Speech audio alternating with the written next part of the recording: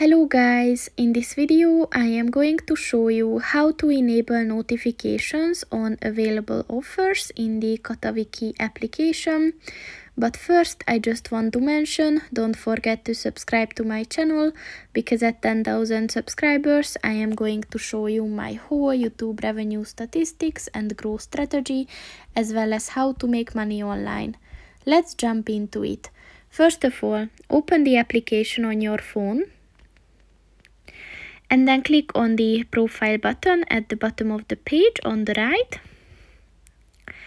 And at the inbox section, click on the notifications button. And at the seller notifications section, look for the offer available button.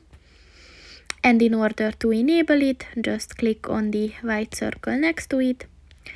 And once it turned green, the notifications are on.